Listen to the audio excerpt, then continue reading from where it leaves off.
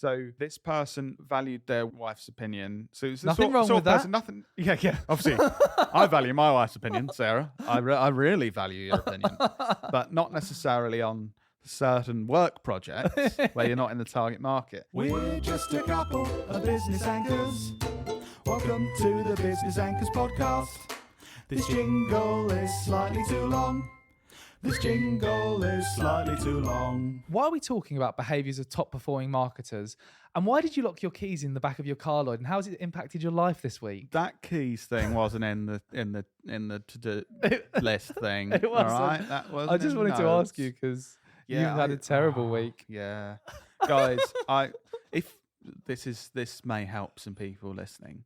If you've only got one car key and you haven't got a spare, just pay the money for a spare. All right, get one done, because I locked my cars in Bannatyne's car park on Sunday morning, and it's caused me a whole world of pain. My work laptop's in the car, my sweaty gin bag's in the car, so haven't been able to do my normal exercise. I'm in really good exercise and habits at the moment. Got my squash rackets in there, my squash suit, like everything.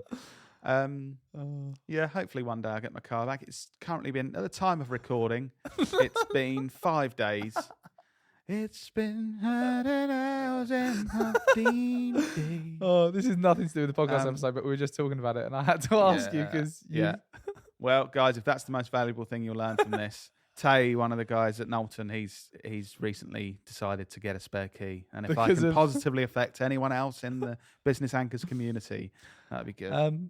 But going on to the actual episode, go on. Why we're talking about these behaviours of effective marketers is, to be completely transparent, we've started working with a couple of clients recently that their the efficiency in the way they work and how effective they are with the way they work and their communication is really kind of quite inspiring, and they get so much value out of our team and also their own teams. And we're watching it, it's like, wow, there's such a difference in the clients that we work with how they work with their own teams and they work with us as an agency and outside partners and things.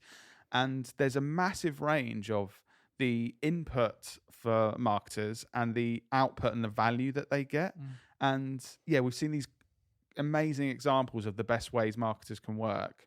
And if I'm honest, like, we've had some clients along the way as well that work quite inefficiently and quite ineffectively. And there's the same input, like resource-wise, money and time, but drastically different output and value from the work that they do. So I guess our unique perspective of working with so many marketers and seeing the different ways they work, we wanted to outline the behaviours that basically help marketers absolutely smash it. So if you're a marketer listening to this, or you work with marketing teams, or you work with marketers, this episode is going to help you work more efficiently and more effectively, because you can understand the behaviours that enable that and then take action based on what we're talking about. Is that kind of it? Yeah. Should I get straight into the first go on. behaviour? Number one. So this is like so key.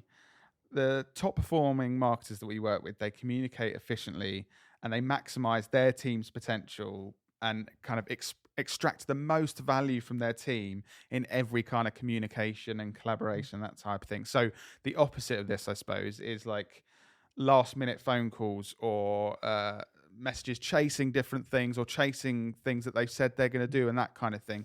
In the most effective marketers we've worked with, there's none of that. There's never, oh, we need a quick call about this. It's always like, no, we're organized. We've communicated what we need. It's no chasing people and that kind of thing. And it's like that wasted non-value added time in communication. Say if someone's leading a marketing team, you can see it makes such a difference. Like the whole thing is organized and it's like, okay, we're never, as an agency partner, we're never waiting on them for things and therefore using our time inefficiently. We're never sat in a meeting and kind of gone, oh yeah, the client hasn't sent us that. So it's probably going to take us an hour rather than 20 minutes to try and work this out. What's ironic here is that you and I used to be terrible communicators with each other. Like, remember when we first started working together, we would literally be in the office or our parents' spare room. We'd have a meeting to communicate, like, we're doing this thing for a client or we're doing this thing for us. Here's what you're going to do. Here's what I'm going to do. We'd both think that we had agreed something. We'd go away and work on something and then come back together. And we both were like, what on earth have you done that for? Why have you? And we were just terrible. But I think by being terrible, it then helps you realize we need to improve this. Yeah. And now I feel like we're good communicators. What do you think makes us, because this might be useful for the angles, like how have we gone from terrible communicating with each other to now I feel like we're super on it with our communication? Well, I think we've gone through this process of learning the best ways to communicate with each other and people outside of each other. I think this is what I see in the best marketers. They learn exactly how they need to communicate with different individuals in their team to make sure they get the best out of them. And I think, for example, I have learned. So you're a very. Are you about to insult me? Because you just made one of those faces where you're about to insult me. Well, I wondered if it would be or not. I don't think it is. Go on. You're someone who's very focused on certain things, and sometimes I think in the past. There's times when I'll be communicating something to you and your mind latches on to things that kind of interest you or you think are important. And sometimes you immediately disregard half the stuff I've said because your brain is latching on to the thing that you think's the important information. And I'm already figuring out how to work out that thing you spoke about. And I missed the last 75% of the chat. Yeah. And then I'm like, I figured out that thing that you said in the first sentence. Yeah, you've latched onto that. You're like, I've already sorted that, but you haven't listened to the rest. So I think I know that if there's something like massively important, an aspect of it that is vital, I kind of need to say, Dan, this is stupid, but it's like, Dan, this is something really important. And then your brain goes, right, I've got to be on this. And then once you've got that information, you're like the best at making sure whatever we need to do, we do. And I also think the other way, I feel like you've learned with communicating with me, I get being a bit reflective here of how I behave. I think I get overwhelmed if I get a load of stuff from different angles at me all at once. And you used to just talk to me, and you still do occasionally, but you used to just basically tap me on the shoulder or wave at me and just talk to me immediately when there was anything that came into your brain you wanted to talk to me about. Yeah. And where my role at Knowlton, there's lots of people that I need to communicate with and lots of tasks I need to complete and stuff. That was quite detrimental. And I think sometimes you'd be like, Lloyd, and then I'd react negatively because I'm thinking, I've got these 12 other people I'm trying to communicate with. And now I feel like you know that I can get overwhelmed like that. And then you kind of save it up and then you think, this is an appropriate time to communicate this stuff to Lloyd. And that really helps me, I think. Do you know, a tool that has hugely helped me with this, and it has helped me basically categorize those conversations into different buckets so that I don't overwhelm you, is Slack. Like since we started using Slack, I'll give you an example from recently. I love creating Slack channels, and Lloyd always takes the piss out of me. But I created a Slack channel for when Lloyd is on holiday as a holiday catch-up channel. So there's all these different things happening whilst he's been away. All he needs to do, before I would like bombard him with this happened, that happened, there's post-its on his desk, there's this, there's that. Now it's all in that one Slack channel, so he can just look through it when he gets back from holiday rather than be bombarded with all these different things. And the same works for all the other Slack channels we use for different themes and topics, so that when Lloyd's ready to look at that theme and topic and action it, he can go into that channel. Because there are priorities on what you need to deal with, and knowing like this is the first thing I need to look through these messages. Okay, any fires to put out? No. Okay, any action I need to take? Yeah, a few. And knowing that there's much lower priority communication when really, Lloyd, you could respond to that anytime in the next 2 weeks. Yeah. You know, but this stuff you need to respond to in the next 24 hours. So is a big takeaway here, just listen to what you said. Big takeaway is understand how different people communicate and what types of communication work with them. Try and understand that and learn that, and then shape the way you communicate with them to adhere to that. Yeah, but also just making sure that you are communicating really clearly with the people that you're working with. So there's at the end of a conversation, I've got a particular client in mind. I won't name them, even though it's a good thing.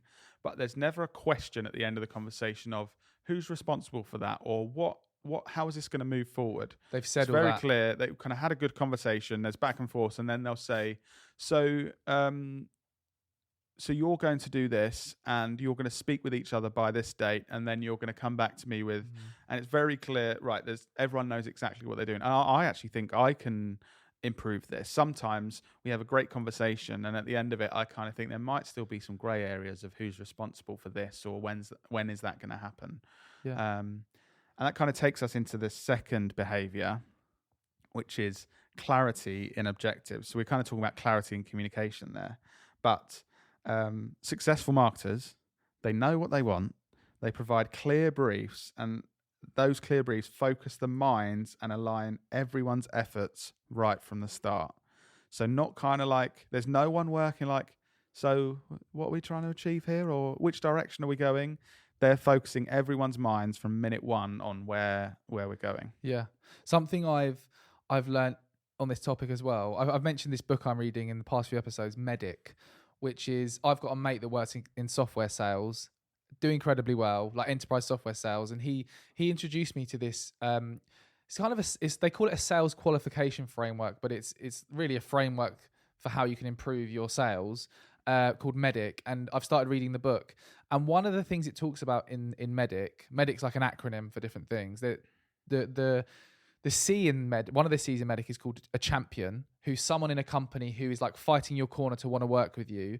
And then the other main person in that in the framework is economic buyer. That's the person with the budget.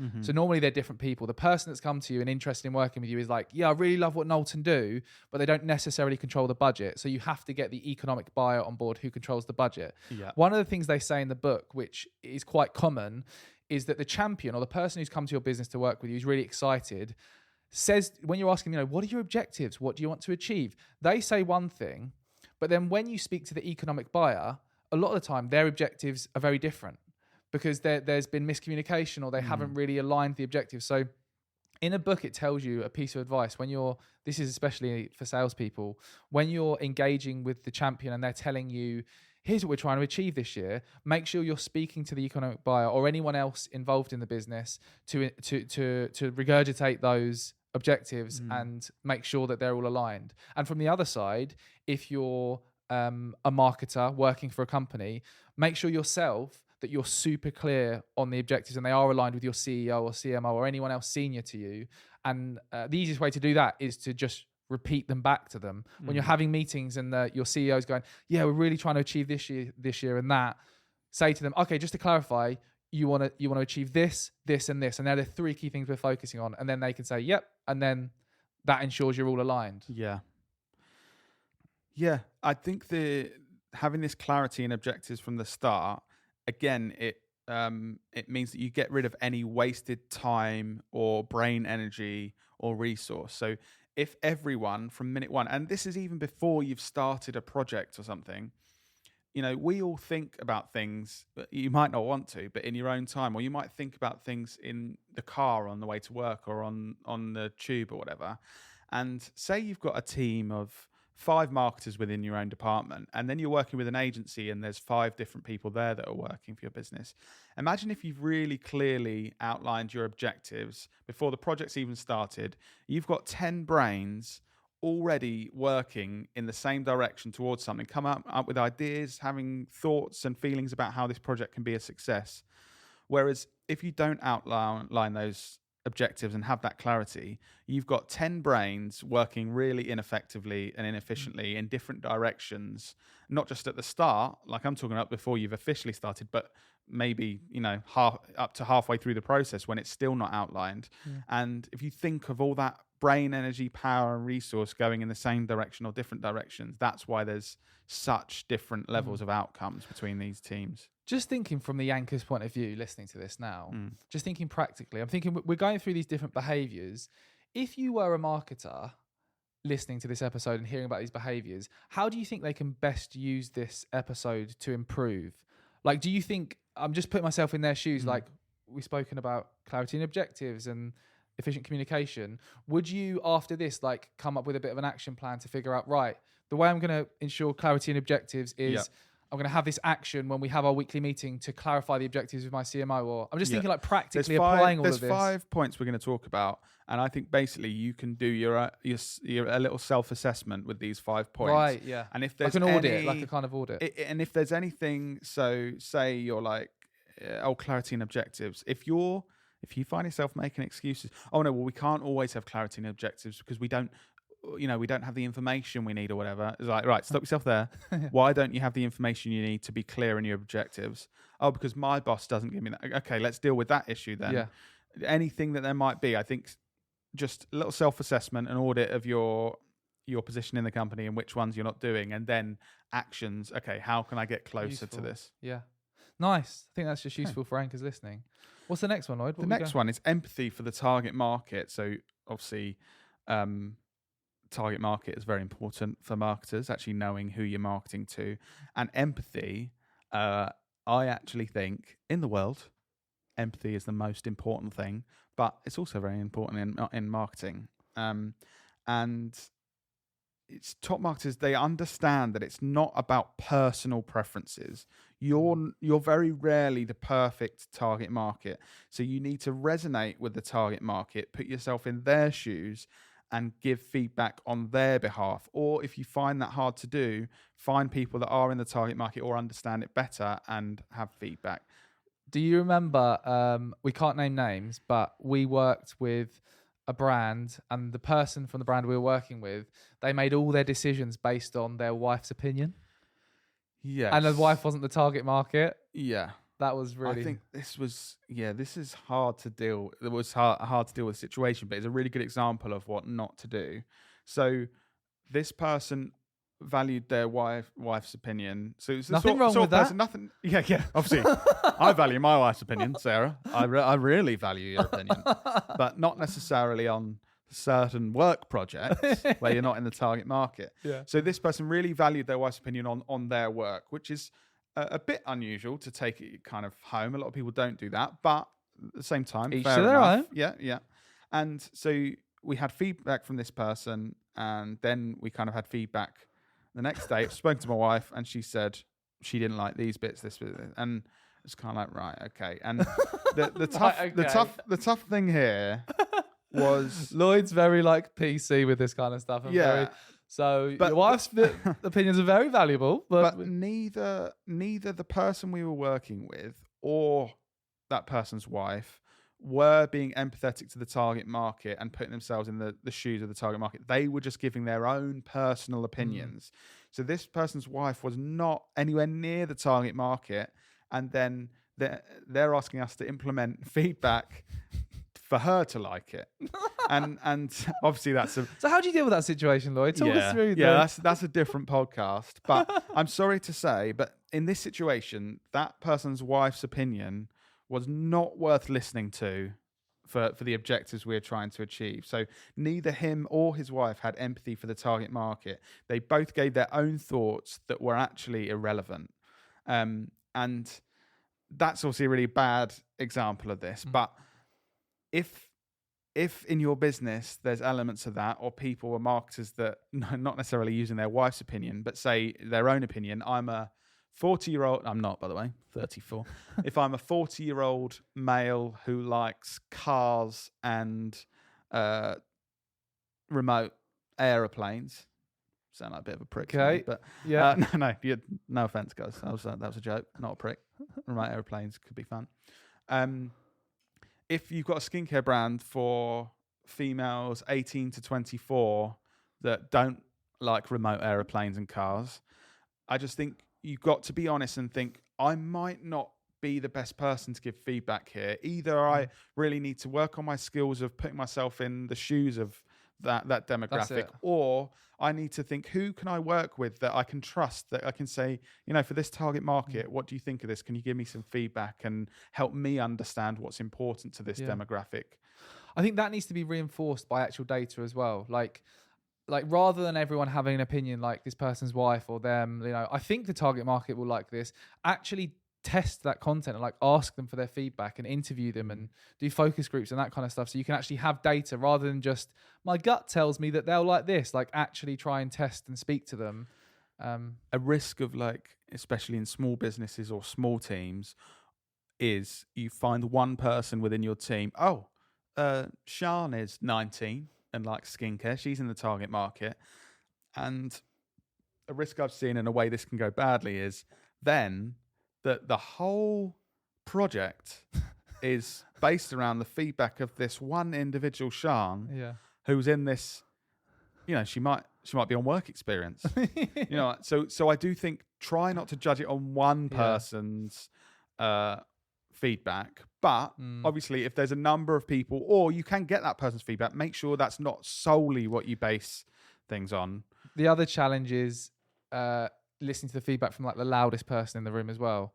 I think this is something you need to be careful with. Sometimes the person that speaks up the most isn't always the one that has the best ideas. So it's trying to manage. I think that's rarely the case. Yeah, exactly. So I guess it's your job as whoever's managing that creative meeting or session to manage that in a way where you are getting ideas from different people, and having that data though to back it up, like, stops all the arguments, because you can say, this is what the data tells us. This is the kind of things they're interested in, the messaging.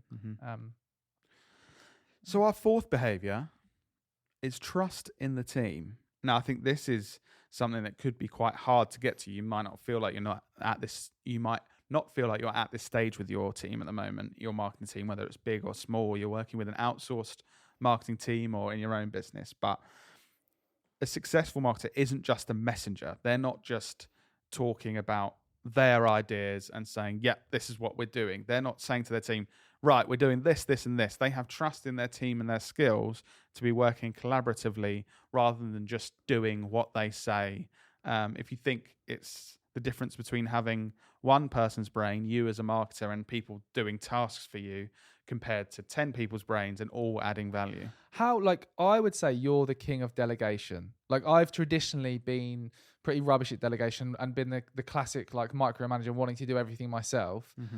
For rankers out there who may be similar to me and may struggle to want to feel like they can trust their team, how have you done it so well? Like, how do you have the faith and trust to delegate? I'm just thinking, for someone like me, what tips have you got? Long term, you have to be open to the fact that trying to do everything yourself and not delegating more is a really limiting thing to do. So if you don't delegate and you don't allow other people opportunities to take things on, you will always be in the exact same position you are now. So it's like a mindset thing, first of all. Yeah, hugely limiting to be reluctant to do that. If a lot of people don't do it because they have the confidence in their own abilities, but they don't yet have the confidence in their team's abilities. So they think, well, I want to do that because I know I can do it, but I'm worried they might not do it. But again, I think at that point you have to allow other people to take it on, be open to the fact there may be mistakes, there may be challenges, they may not right now have the perfect skill set and everything they need, but you have to go through that process. You have to allow other people to learn and to improve and support them to be able to get there. Exactly. Like, if you know you can do it well, let someone else do it and show them how, and support them and keep helping them so that eventually they can just do it all the time, and you have trust in them because they've done it multiple times. Yeah. If you hold on to everything yourself, think, no, I'll make all the decisions, I'll just tell people exactly what to do and I'll do all that, then that's your limit. That's the most value you can add. Whereas, say you spend 15 minutes saying, actually, I'm going to do a bit of training with this person or explain this to this person. You've lost out 15 minutes of your day. But say that saves you 5 minutes each day. In 4 days' time, you're already positive ROI on that, and you've saved time. Right now, it'll seem harder because you think, I've got to explain that for 15 minutes. But it's almost always going to be a positive thing. Even if straight away it isn't, it will be in the long term. Also, sometimes you'll be surprised that people do it better than you. And like a lot of the time. This is surprising and humbling. Sometimes. You think, oh, I've got to do it, I'm the best at this. Yeah. And then you see someone else do it and you think, oh, I didn't think to do it like that. That's actually better. Yeah, exactly. It is quite humbling because you might have had something for years. You think, no, I've got to do this myself because only I can do it. And then from day one, someone else does it and it's already better than you. Yeah. So that's quite humbling and shows that you definitely should let other people have a go and try and make sure you have trust in the team to try things and it's not just all from you as a marketer. Talking about trying new things, Lloyd, the final one about embracing managed risk. Tell us more about this. Oh, I think you need to dare to be different. Oh, cringy. No, but the best marketers don't shy away from taking managed risks. So they evaluate opportunities and evaluate risks. And I think take a note of this managed risk. I'm not saying we all just need to be mavericks and risk takers. We've all met people that take far too many risks and they're just chaotic and a bit of a liability. I'm not saying be that. Like that is a high risk strategy. If you're someone that's going to take you're in a new role and you think, I'm going to take a huge risk. I'm going to say to my boss in front of everyone, fuck you. You need to change, Darren. You've been holding this team back for far too long, and we're going to do it my way. Like that could pull off if there's like the CEO there that's the like CEO loves that. turns around and goes, actually, Darren, yeah, you've been holding this team back. We're going to do it Stuart's way. But that's a highly risky. I'm not saying you need to be like that. That's a high risk strategy. Like in 3% of times, that's going to happen. It's going to end brilliantly. And you go, yeah, let's do it your way. And it's going to be brilliant. 97% of the time, they're going to go, Stuart, mate, that was really inappropriate. And we're actually going to have to let you go. So I'm not saying take risks and do that. I'm saying manage risks. So the best marketers we work with, maybe 10% of what they do is a bit risky. They're trying new things. They're taking on new things that might not work. They're still doing 90% that's pretty safe, but they're evaluating things and think, right, this year, do you know what? 15% of the marketing budget, I want to try this thing because I've looked into this, done research, and we've had a couple of our team suggest that this could be a good idea, and we're going to do it. And I think a lot of people are scared of that, but if it's a managed risk and you're not one of those high risk takers, it's definitely going to be a good thing to do. One of the challenges with that, though, which we've addressed before, is it's all good and well telling like marketers you should take risk and stuff. However, they have to convince their bosses. They have to convince them of this new idea. And we actually spoke a lot about this recently in episode 149 of the podcast. We did an episode about, I think it was titled "How to Convince Your Boss to Do Anything," and you developed a 4-part framework that people can follow to do that. Definitely go and listen to that episode because it's all good and well just saying take risk, but the hardest challenge and the thing I come up against a lot, especially in the B2B space where it's very traditional white papers and corporate, is like we love what you do and it's very creative, but no one else is that interested because we have to convince them to change. So you need a framework to do that, and we shared that framework in episode 149. I think also if you're a marketer that wants to take some managed risks moving forward to really push things forward, I think build confidence around you slowly. Like I said, we're not saying take these huge risks and risk it all and you could completely fail. I think take a couple of small risks and be like, okay, actually, we're going to put 300 quid into this thing. I think this would be a really good thing to test. Build confidence. And then once you've done a few tests that might take a bit of resource or would have cost £500 and some have paid off, some haven't, then when you go to your boss and say, I want to take this risk. It's going to take £10,000 of the marketing budget this year, but we've done this research. Here's evidence. This and this. When they sort of say, oh, I'm really not sure, and you say, you know, I've done these few things over the last year, and actually these have all paid off, these trying new things. So I think I've built confidence in the team that we can move forward with this slightly bigger risk and get even bigger positives out of it. I think your boss or people around you are going to be much more positive, much more likely to say, actually, yeah, let's give this a go, because you're right, your track record, you've made us try these new things in the past in a small way, and it's led to really positive things. So let's now take this on. Here's a real life example of that in action. Cameo Apple is one of our clients. So we've worked with them for like 5 or 6 years now. And for the first couple of years, the main platforms we focused on were Facebook and Instagram. Had huge success there, generated over 10 million views, helped them to get stocked in Lidl.